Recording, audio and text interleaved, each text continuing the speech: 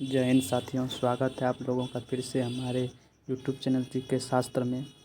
हम लोग बिहार पुलिस के लिए एक सीरीज़ चला रहे हैं जो कि एक क्लास डाल दिए, ऑलरेडी डला हुआ है, नहीं देखें तो देख लीजिएगा। अगला अगला अपलोड करेंगे। आगे उससे उससे आगे सवाल देखते हैं। चलिए बिना टाइम गवाए हुए आगे का सवाल देखते हैं। पिछले क्लास में 60 नंबर तक करा दिए हैं, उससे आगे आज कराने वाले हैं।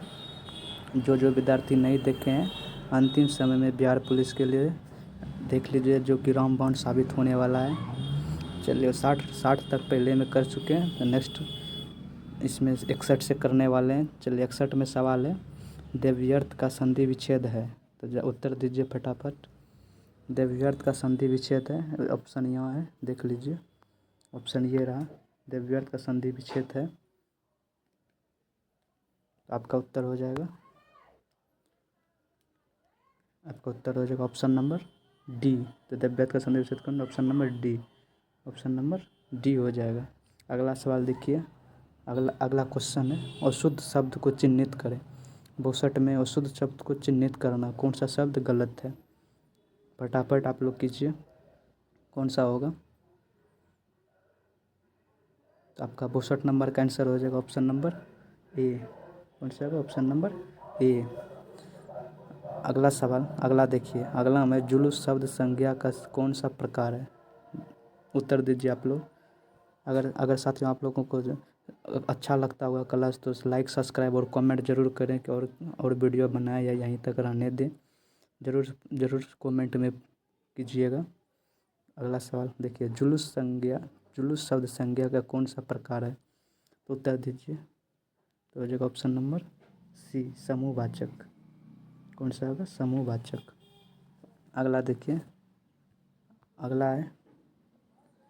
है शुद्ध शब्द को चिन्हित करें। यहाँ से हिंदी प्रश्न है, व्याकरण। तो 64 में शुद्ध शब्द को चिन्हित करें। तो आपका इसका आंसर हो जाएगा ऑप्शन नंबर डी। कौन सा? बुजुर्ग। बुजुर्ग शुद्ध लिखा हुआ है, तो ऑप्शन नंबर डी हो जाएगा बुजुर्ग। 65 नंबर देखिएगा। 65 नंबर में गणेश शब्द का पर्यायवाची शब्द नहीं है। आपको इसमें उत्तर देना है, गणेश शब्द का पर्यायवाची नहीं है, कौन नहीं है इसमें? तो आपका उत्तर हो जाएगा ऑप्शन नंबर बी, गजराज। राज ये गणेश शब्द का पर्यायवाची नहीं है। आगे देखिए।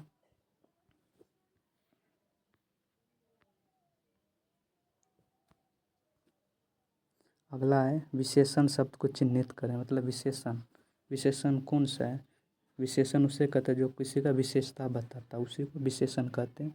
66 में विशेषण शब्द को चिन्हित करें। इसमें रेल, मधुर, सड़क और पटना में कौन सा विशेषण शब्द है? उत्तर दीजिए।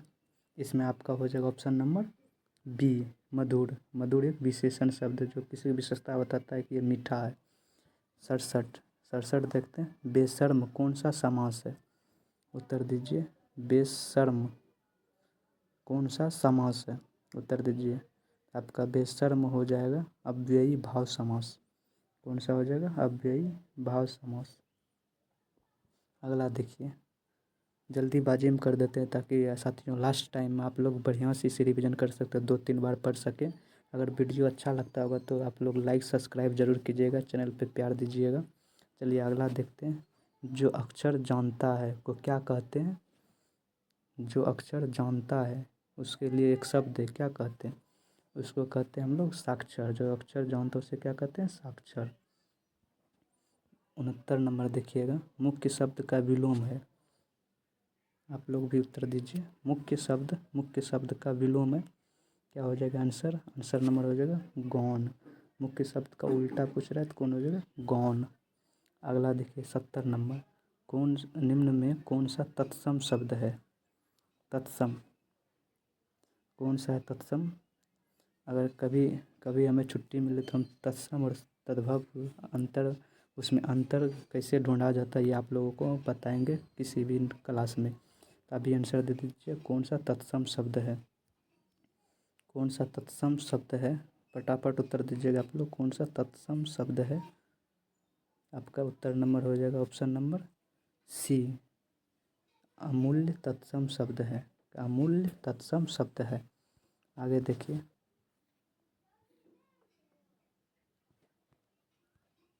अगला क्वेश्चन है क्रिया शब्द को चुने। क्रिया शब्द को चुनना, क्रिया शब्द को चुनने के लिए बोल रहे हैं कि क्रिया शब्द चुने।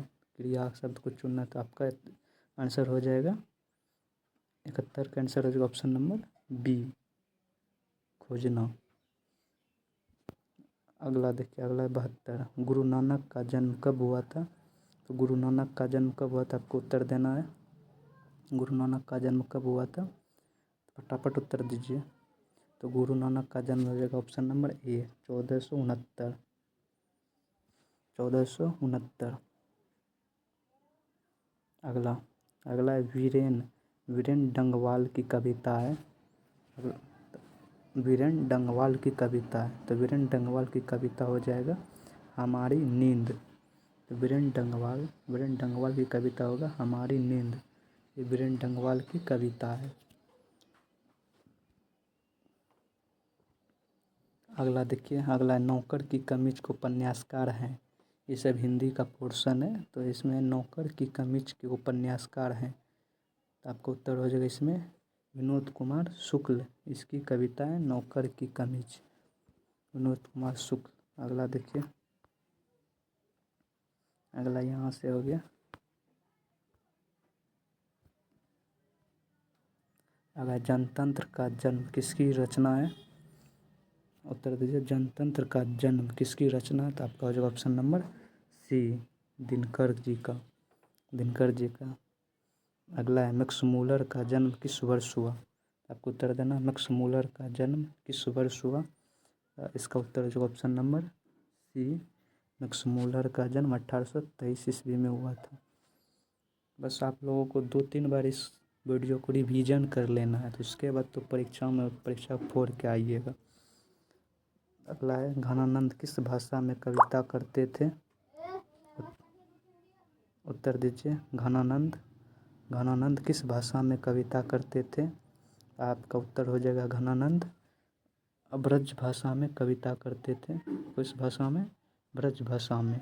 कौन सा ऑप्शन होगा, ऑप्शन नंबर डी। तो घनानंद ब्रज भाषा में कविता करते थे। अगला है विश्व के दांत के कहानीकार कौन है। विश्व के दांत के कहानीकार आपका हो जाएगा Nalin Bilochan Sharma, option number B, Nalin Bilochan Sharma. अगला है सुजान से कौन प्रेम करते थे, तो इसका उत्तर हो जाएगा सुजान से कौन प्रेम करते थे, तो रस खान प्रेम करते थे सुजान से। अगला देखिए, अगला में बिस्मिल्लाह खां का संबंध किस वाद्य यंत्र से था। बिस्मिल्लाह खां, तो बिस्मिल्लाह खान क्या बजाते थे, तो इसमें हो जाएगा बिस्मिल्लाह खान शहनाई वादक थे। क्या थे, शहनाई वादक थे। इसका answer option number D, Bismillah Khan शहनाई वादक थे। एक तो अशोक वाजपेयी का जन्म कहाँ हुआ था, इसका उत्तर दीजिए। तो अशोक वाजपेयी का जन्म हो जाएगा ऑप्शन नंबर डी, छत्तीसगढ़ में इसका जन्म हुआ था। अशोक वाजपेयी का छत्तीसगढ़ में जन्म हुआ था। चलिए आगे देखिए, आगे यहाँ पे कुछ सारांश शब्द दिए हुए हैं, इसको पढ़ के आप लोगों को उत्तर देना है। इसे ठीक से पढ़ लेना है और आप लोगों को उत्तर देना है। देख लीजिए, इसका स्क्रीनशॉट अपने फ़ोन में लेके बगल में रख लेना है।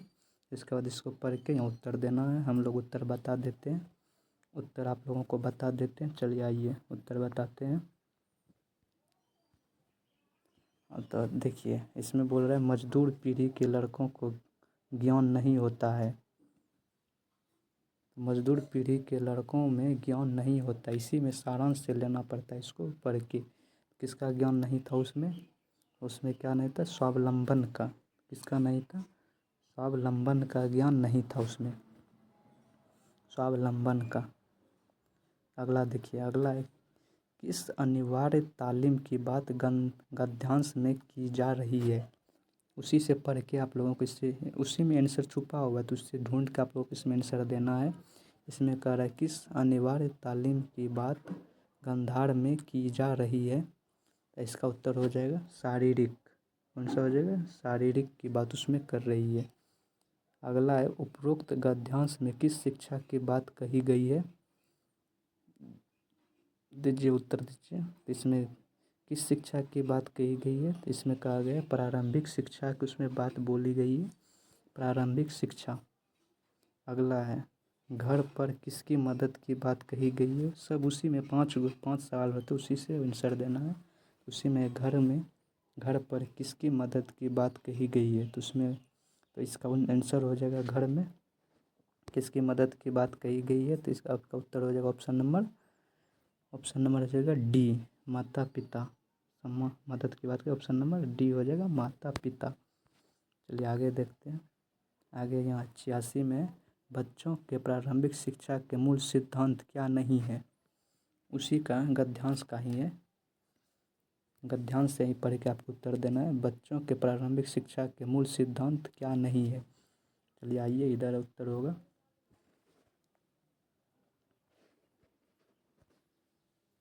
क्या नहीं है तो उत्तर दीजिए।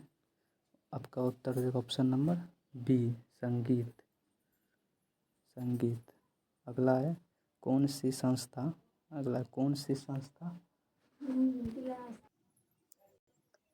संस्था स्थानीय क्षेत्र प्रबंधक योजना जिसे LAMP विकसित करने के लिए तैयार है? कौन सी संस्था है?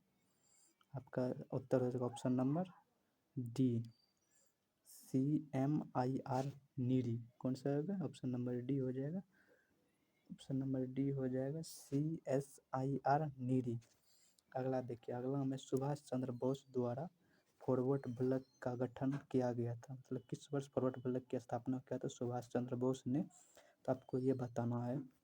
आपका उत्तर हो जाएगा ऑप्शन नंबर सी, 1939 में सुभाष चंद्र बोस ने फॉरवर्ड ब्लॉक की स्थापना किया था। अगला है पंजाब का ब्रिटिश साम्राज्य में विलय किस वर्ष हुआ? ये 89 नंबर क्वेश्चन बहुत ही ज़्यादा इम्पोर्टेंट है साथियों। इससे आप लोग ध्यान से एकदम दिमाग में इसे नोट कर लेना है, दिमाग में कि कहीं कहीं भी पूछे तो उसे सही कर देना है। पंजाब का ब्रिटिश साम्राज्य में विलय किस वर्ष हुआ? तो आपका हो जाएगा ऑप्शन नंबर बी। कौन सा क्या है? ऑप्शन नंबर बी, 1849 में पंजाब का ब्रिटिश साम्राज्य में विलय किया गया था। अगला देखिए, अगला इंग्लिश में अगर आप लोग जानते होंगे तो मारिएगा, नहीं तो हम लोग बता देते हैं इंग्लिश का। इसमें हो जाएगा ऑप्शन नंबर डी हो जाएगा आपका ऑप्शन नंबर डी। अगला है दक्षिण अफ्रीकी साथी लॉयड हेरियस के साथ मलोरिका चैंपियनशिप में युगल ट्रॉफी जीतकर ATP वर्ल्ड टूर पर अपना पहला खिताब किसने जीता? ये स्पोर्ट्स से संबंधित क्वेश्चन है। इसमें किसने जीता तो आपको उत्तर देना है। तो इसका उत्तर हो जाएगा ऑप्शन नंबर ए, यूकी भावरी। कौन सा हो जाएगा? यूकी भावरी ने जीता था लोयस हेरिस मोलरका चैंपियनशिप युगल ट्रॉफी। तो किसने जीता? यूकी भावरी ने।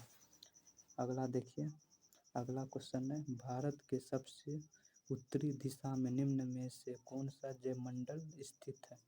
उत्तर दिशा में बोल रहा है, भारत के नॉर्थ साइड में कौन सा जयमंडल स्थित है? सोचिए आप लोग और दिमाग लगाइए कौन सा है। तो आप लोगों को उत्तर हो जाएगा option number B, cold desert. कौन सा हो जाएगा? Cold desert. जयमंडल की बात कर रहा था, हो जाएगा कोल्ड डेजर्ट। चलिए आगे देखते हैं। अगला सवाल है जनगणना 2011 के अनुसार भारत में किस राज्य में जनसंख्या घनत्व सर्वाधिक था? उत्तर दीजिए। तो जनगणना 11 के अनुसार भारत में किस राज्य में जनसंख्या घनत्व सर्वाधिक था? आपका उत्तर देगा ऑप्शन नंबर ए, बिहार में जनघनत्व अधिक था। आप लोग साथियों बिहार का जनगणना भी बढ़िया से देख लीजिए, क्योंकि बिहार से जनगणना से 2-3 प्रश्न आ जाएंगे। अगर नहीं तो आप लोग कमेंट कीजिएगा, हम ही अपलोड कर देंगे बिहार का जनगणना, उससे भी 2-3 प्रश्न आपके पूछे जाएंगे। कमेंट कीजिएगा, वीडियो बनाइए बिहार की जनगणना पर या नहीं, आप लोग बोलिएगा तो बना देंगे। चलिए आगे का देखते हैं। आगे निम्नलिखित में से कौन सा जापान की मुद्रा का नाम है? जापान की मुद्रा का क्या नाम है? आपका उत्तर हो जाएगा जापान की मुद्रा का नाम है येन। कौन सा है? येन। जापानी मुद्रा येन होती है।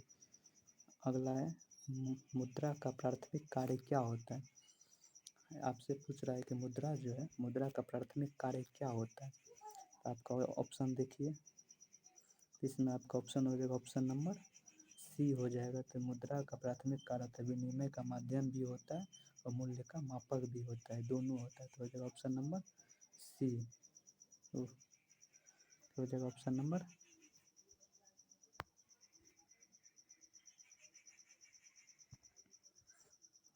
नंबर सी हो जाएगा। ऑप्शन नंबर सी हो जाएगा, ए और बी दोनों।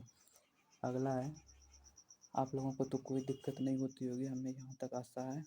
अगला है सर्वाधिक प्रचुरता वाला उत्पाद कौन सा है। सत्य, सर्वाधिक प्रचुरता वाला उत्पादन साधन है। क्या है सर्वाधिक प्रचुरता वाला उत्पादन साधन, किसे आप मानते हैं।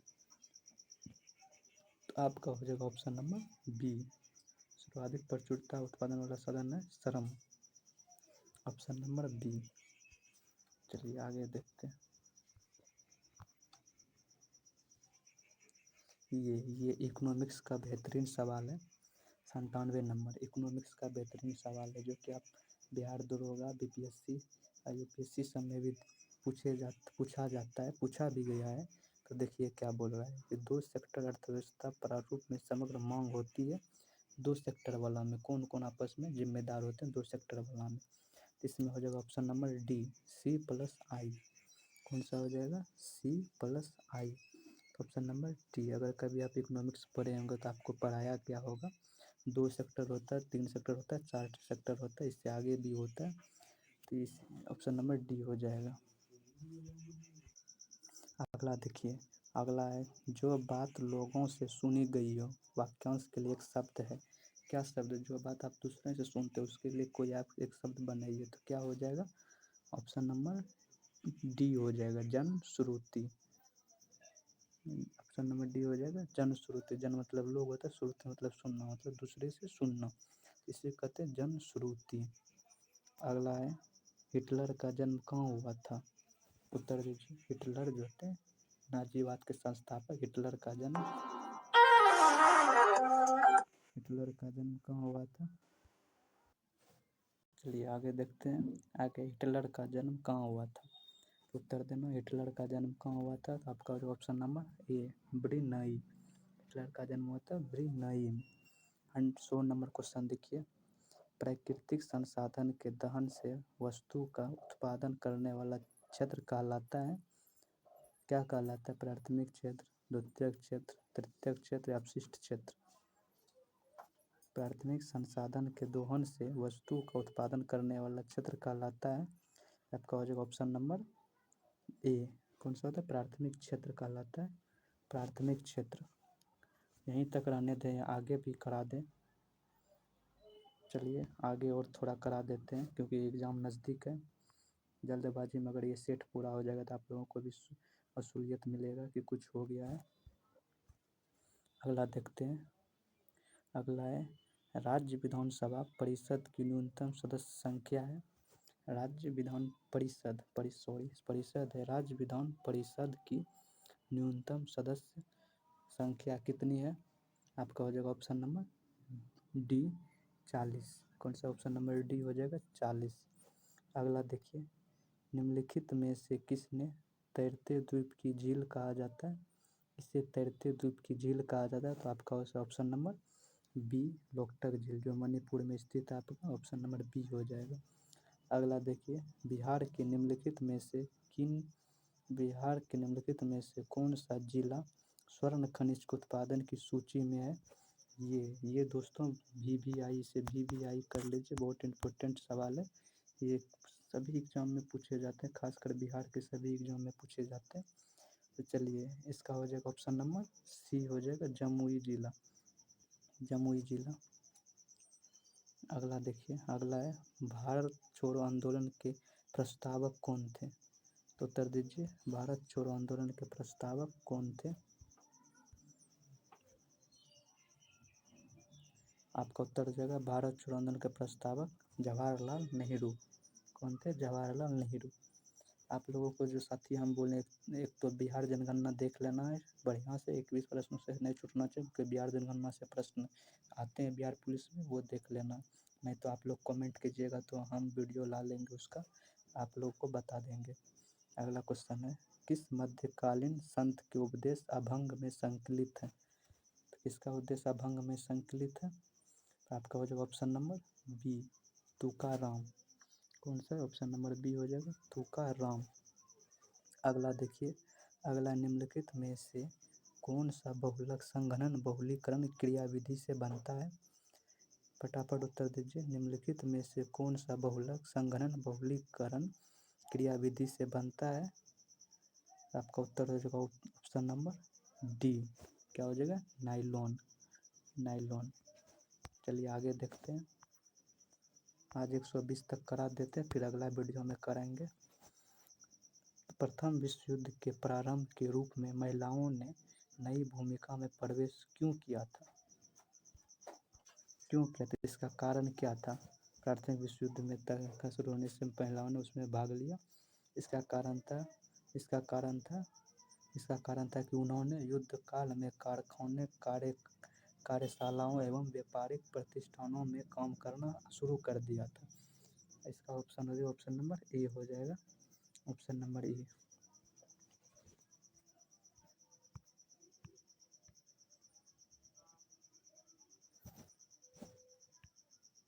आगे देखिए, ये देखिए बिहार जनगणना से दिया हुआ है सवाल 108 का। बिहार के निम्नलिखित जिलों में से किसमें आपको अधिकतम क्षेत्रफल में अति सघन वन मिलेंगे? तो कौन सा ऐसा जिला जिसमें बहुत ज़्यादा वन मिलते हैं बिहार का? आप लोग सोचिए पहले, तब हम इसका उत्तर बताएंगे आप लोगों को।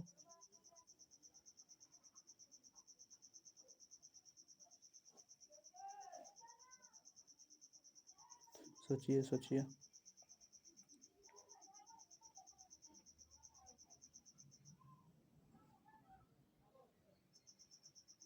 तो आप लोगों को उत्तर हो जाएगा option number C, Gopalganj. Option number C हो जाएगा, गोपालगंज। तो बिहार ऐसा अधिकतम क्षेत्रफल में अति सघन वन मिलते हैं गोपालगंज में। चलिए आगे देखते हैं। आगे अगला है, भारत में किस केंद्र शासित प्रदेश में 2011 की न्यूनतम जनसंख्या घनत्व रही थी? कौन सा होगा? 2011 में न्यूनतम जनसंख्या घनत्व वाला यूटी पूछ रहा है आपसे, तो कौन सा हो जाएगा जिसमें कम आबादी रहते हैं, जहाँ का जनसंख्या घनत्व कम हो, तो वो कौन सा हो जाएगा? देखिए ऑप्शन और आप लोग उत्तर दीजिए। तो आपका हो जाएगा ऑप्शन नंबर बी हो जाएगा, अंडमान एवं निकोबार द्वीप समूह। कौन सा? अंडमान एवं निकोबार द्वीप समूह, ऑप्शन नंबर बी। अगला देखिए, भारतीय संविधान के कौन से भाग में कल्याणकारी राज्य की संकल्प है? कल्याणकारी राज्य, तो कौन सा भाग है जिसमें कल्याणकारी राज्य की चर्चा है? लोक कल्याण है। भारतीय संविधान के कौन से भाग में कल्याणकारी राज्य की चर्चा है? तो आपका उत्तर होगा ऑप्शन नंबर डी। कौन सा? ऑप्शन नंबर डी, राज्य के नीति निर्देशक तत्व। कौन सा है? राज्य के नीति निर्देशक, इसका हो जाएगा राज्य के नीति निर्देशक तत्व।